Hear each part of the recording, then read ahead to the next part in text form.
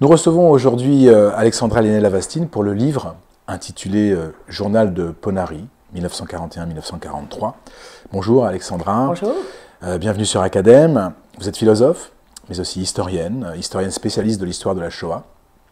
On se souvient par exemple de votre travail de traduction et gros travail critique de l'édition française de Cartea Negra, le livre de Matatias Karp, sur la destruction des Juifs de Roumanie. On se souvient également plus récemment du travail que vous avez effectué pour l'édition française du livre de Dina Porat sur Abba Kovner, et le livre sur lequel vous avez travaillé et que nous allons présenter aujourd'hui s'inscrit dans les pas de ce dernier travail sur Abba Kovner. C'est un nouveau travail de traduction, un important travail critique que vous avez effectué. Vous avez traduit, annoté un document absolument hors norme, un document historique à la fois important, mais aussi bouleversant qu'il est important, en réalité, portant sur l'extermination de la communauté juive de Vilnius aujourd'hui en Lituanie. Alors, Alexandra Lenné-Lavastine, ma première question, elle sera une question toute simple. Qu'est-ce que c'est que ce document ? Alors, il s'agit là du journal, c'est-à-dire de la chronique tenue en temps réel entre l'été 41 et l'automne 43, chronique de l'extermination des 70 000 juifs de la ville de Vilnius, Vilno à l'époque, c'était une ville polonaise, tenue donc par un journaliste polonais, catholique, qui est originaire de Vilno et qui, pendant l'occupation soviétique de la province en 1940, est exproprié comme tout le monde. Et donc, il n'a plus d'argent et il déménage en pleine nature à Ponary. Ponary, à l'époque, c'était un peu le bois de Boulogne, comme le bois de Boulogne par rapport à Paris. C'était un lieu de villégiature idyllique avec une magnifique forêt de chênes et de pins, des collines et des dunes où on allait en excursion. Et à partir de leur arrivée après l'opération Barbarossa en Lituanie, à partir de juin 1941, les Allemands trouvent le lieu idéal pour servir leur noir dessein, dans la mesure où les Soviétiques, pendant leur occupation en 1940, y avaient creusé 7 immenses fosses qui devaient servir de lieu pour abriter des citernes de carburant pour une base aérienne voisine. Et les nazis voient donc dans ce lieu, situé à 10 km de Vilno, le dispositif idéal pour assassiner toute la communauté juive de la ville et de ses environs, donc au bord de ces 7 immenses fosses. Et alors, il se trouve que ce journaliste polonais se retrouve donc par un sinistre hasard à 20 mètres des fosses, et une d'entre elles se trouve juste en face de chez lui, et c'est ainsi que, comprenant très vite, à partir de juillet 1941, qu'il assiste non pas à des violences de guerre classiques, mais à un crime de masse sans précédent dans l'histoire de l'humanité, il commence à consigner presque jour après jour, 3 années durant, ce qu'il observe sous ses yeux, c'est-à-dire les méthodes de tuerie, la façon dont les jeunes Lituaniens, car ce sont uniquement de jeunes Lituaniens qui tuent à Ponary, et tout ce qui se passe, on y reviendra, sur la base de tuerie. Donc c'est en fait un témoignage unique, parce que c'est le seul dont on dispose, qui s'étend sur une telle durée, quasiment 3 ans, qui émane d'un témoin oculaire, donc la proximité, et qui est d'une objectivité, parfois même d'une froideur presque clinique, comme s'il avait tenté de mettre ses émotions de côté pour laisser peut-être à la justice d'après-guerre un témoignage à charge qui permettrait de juger les criminels. Voilà cette histoire. Et ce qui est assez extraordinaire aussi, c'est la façon dont ce journal a été retrouvé. Donc, en cas de perquisition par les nazis, Sakovic dissimulait les feuillets de son journal dans des bouteilles de limonade qu'il enterrait au fur et à mesure dans son jardin. Ces bouteilles ont été déterrées après-guerre par des voisins, ramenées à Vilno, et ensuite redispersés par le régime communiste après 1945 dans différents fonds d'archives. Et il faudra toute la détermination d'une femme qui s'appelle Rachel Margolis, à laquelle il faut rendre hommage, qui était elle-même partisane. Elle se battait dans les rangs des partisans d'Abba Kovner à l'âge de 20 ans. Elle était communiste, donc elle est restée vivre en Lituanie. Et elle a retrouvé des feuillets de ce journal dans un fonds d'archives, et puis d'autres dans un autre fonds, et encore d'autres dans un troisième. Il lui a fallu 3 décennies pour reconstituer toutes les pièces du puzzle, en quelque sorte, et comprendre que ce journal ne constituait qu'un seul et même document, ce qui explique qu'il n'a été publié pour la première fois en polonais qu'en 1999. Voilà. Et alors vous avez connaissance de ce document, puisque je crois qu'il a été aussi édité aux États-Unis en 2005. Oui. Vous avez connaissance de ce document et vous entreprenez, je crois au début de la décennie 2010, hein, vous entreprenez à la fois sa traduction, puisque c'est vous qui avez traduit, et sa publication, et ça n'a pas été forcément très simple. Non, c'était assez difficile. On avait commencé ce projet avec Olivier Rubinstein aux éditions de Noël, et puis ensuite j'ai eu beaucoup de mal à lui retrouver un éditeur. Ce fut très compliqué, au point que même le Centre national du livre n'a pas souhaité le soutenir, ce qui me paraît relever de la faute professionnelle autant que de la faute morale. Ce qui est très dommageable. Donc il faut savoir que pour publier ce genre d'ouvrage, nous sommes très seuls et ce n'est pas facile. Alors, cet ouvrage, vous l'avez dit, hein, il décrit quasiment au jour le jour de ce que voit ce journaliste polonais de sa fenêtre. Nous sommes à Ponary, à 10 km de Wilno. C'est ce qu'on appelle un centre de mise à mort. Voilà. Alors un centre de mise à mort où on assassine par balle, mais c'est ce que voit pratiquement au quotidien. Entre juillet 1941 et novembre 1943, date à laquelle s'arrête son journal, cet homme, Kazimierz Sakowicz. Oui, il décrit, en effet, d'abord il décrit l'arrivée des victimes, il décrit la façon dont elles sont torturées, il décrit la façon dont elles sont déshabillées, puisqu'à partir du mois d'août 1941, on déshabille les victimes pour récupérer leurs affaires. Il décrit les différentes méthodes de tuerie, plus atroces les unes que les autres, leur sophistication progressive aussi, sans oublier les tentatives de résistance et d'évasion des condamnés, même si souvent Sakowicz ne comprend pas en fait, à quel point ces gens sont brisés, puisqu'il ne voit, son champ de vision ne se limite qu'à ce qu'il observe sous ses yeux, c'est-à-dire l'arrivée des victimes et leur mise à mort. Et d'où la nécessité d'avoir fait un appareil critique assez conséquent, parce qu'il fallait justement expliquer ce qui se passait, les événements qui se passent en arrière-plan, c'est-à-dire notamment les rafles absolument sanglantes, les actions dans le ghetto de Wilno et d'autres ghettos, si bien que souvent, quand elles arrivent, les victimes étaient déjà brisées. Ça, Sakowicz parfois ne le comprend pas, mais sa description est extrêmement précise, et surtout, ce journal est capital dans la mesure où il vient documenter et confirmer ce que l'on savait déjà, mais là ça nous prend à la gorge, c'est-à-dire le rôle absolument incroyable joué par les locaux, je le disais tout à l'heure, ils les appellent les tireurs de Ponary. Les tireurs de Ponary sont tous de jeunes Lituaniens âgés de 17 à 23 ans, recrutés parmi les organisations nationalistes. Mais il n'y a pas que les tueurs qui exercent leur talent, si j'ose dire, à l'intérieur d'un cadre simplement déterminé par les nazis. Ce sont eux, encore une fois, les Lituaniens qui opèrent à Ponary, et eux seuls, précise Sakowicz, mais il y a aussi les riverains, les voisins, les gens du coin. Tous participent d'une manière ou d'une autre, tous trempent, disons, dans le crime. Et Sakowicz le voit bien, donc il se balade aussi, il complète son enquête, il complète ce qu'il voit de sa véranda ou caché derrière la lucarne de son grenier, à bord de sa bicyclette. Il interroge les bourreaux, les tueurs, il interroge les voisins qui, à partir du mois d'août, se mettent à se frotter les mains en voyant des camions entiers de condamnés arriver à Ponary, et autant de vêtements à récupérer, des voisins qui, avec les tueurs, se saoulent dans la baraque des gardes, des voisins dont les maisons se transforment au fil du temps en véritable caverne d'Ali Baba, puisqu'ils récupèrent tous les vêtements, les vendent sur les marchés le lendemain. On voit par exemple une scène, Sakowicz décrit cette scène, on est sur la grande route, une tuerie est en cours, un des tueurs lituaniens avec quelques voisins vend des affaires, un paysan arrive, cherche une robe pour sa femme. Le tueur lituanien n'a pas, il dit mais attendez, je vais vous chercher une jeune fille au 4e rang, elle fait exactement les mensurations de votre femme. Et il va chercher la jeune fille, il la tue, il revient avec une robe, et entre-temps le couple s'est éclipsé, un peu horrifié par ce qu'il se passait. Mais la plupart des gens n'étaient pas horrifiés, et l'atmosphère qui régnait sur la base de tuerie de Ponary, qui faisait 5 km², et où il y avait un joli village forestier, ce n'était pas tellement l'épouvante et l'effroi, c'était la réjouissance, c'était une atmosphère plutôt festive, en dépit des inconvénients que Sakowicz raconte aussi, à savoir les charniers mal comblés, les morts qui ne sont pas recouverts, l'eau qu'on fait bouillir parce qu'elle est contaminée, les nappes phréatiques sont contaminées par le sang.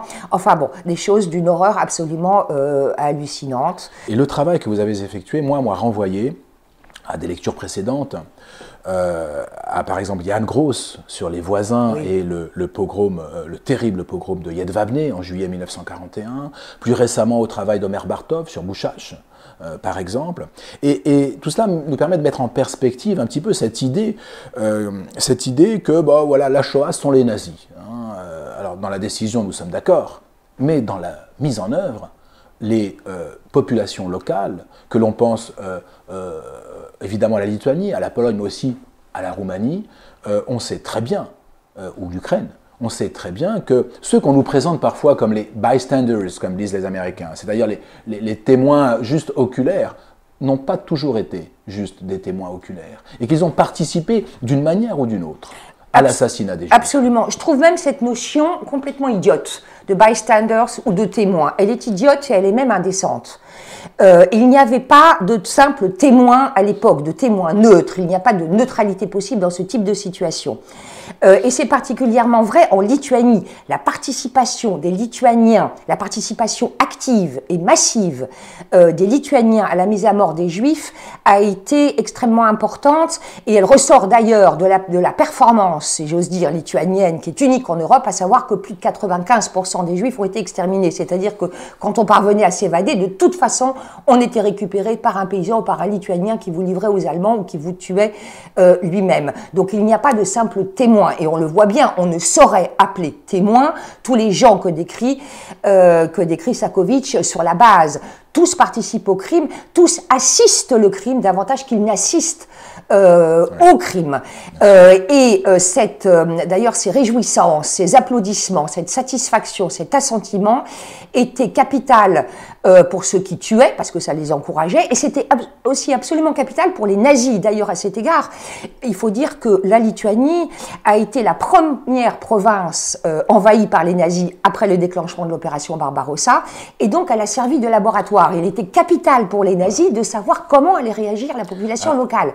Est-ce qu'elle allait se montrer plutôt protectrice ou plutôt satisfaite du destin et de la mort satisfaite des abominations faites aux Juifs? C'est la deuxième option qui l'a emporté, et c'est ça qui a aussi encouragé les nazis.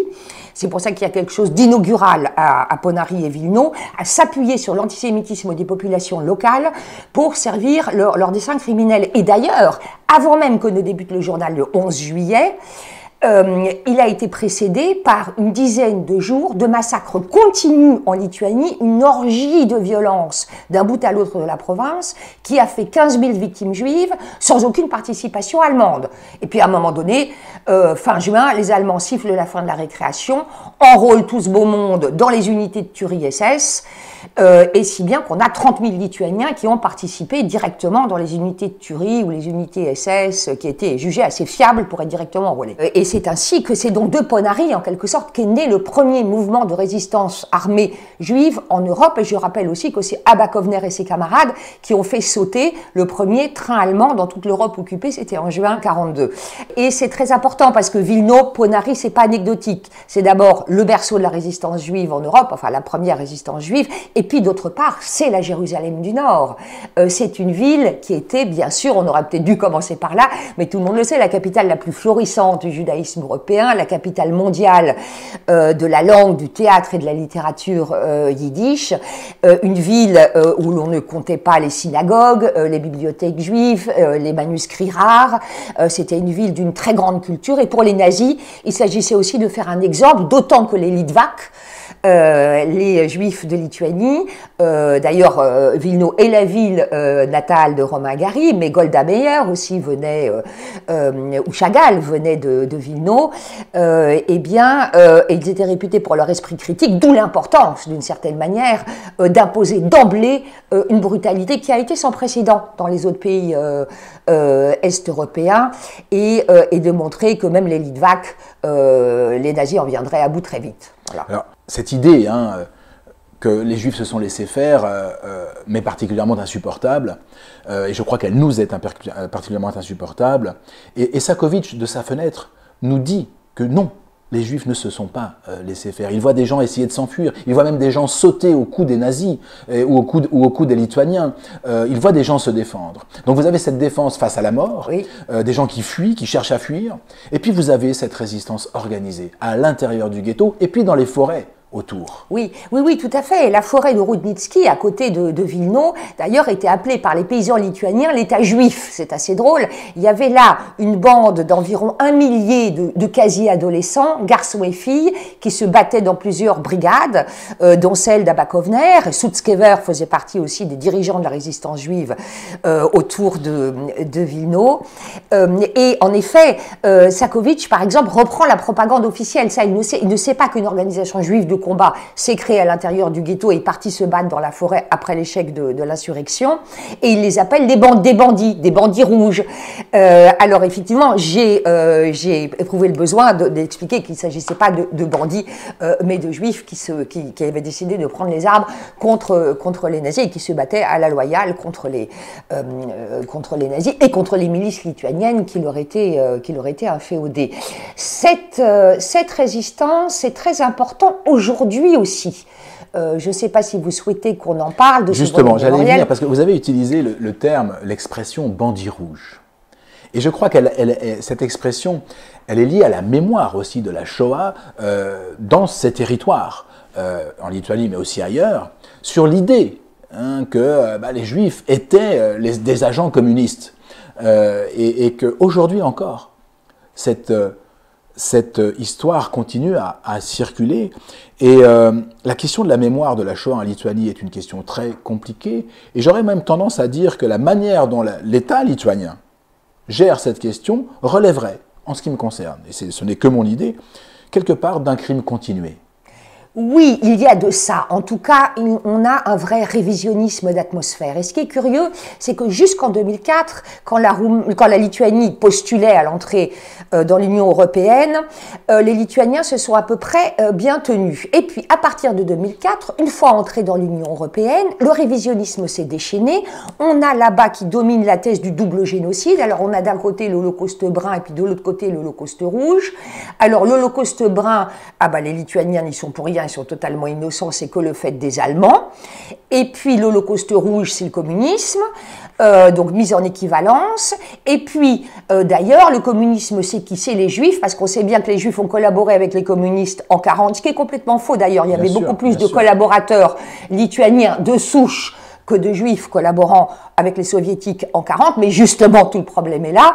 Et donc l'idée sous-jacente, c'est qu'il faut comprendre, si les Lituaniens ont un peu participé à la Shoah, c'est parce que les Juifs eux-mêmes se sont rendus coupables de complicité avec les Soviétiques en 1940, si bien qu'on a une innocence principielle du peuple lituanien. Et donc en Lituanie, on en est toujours là.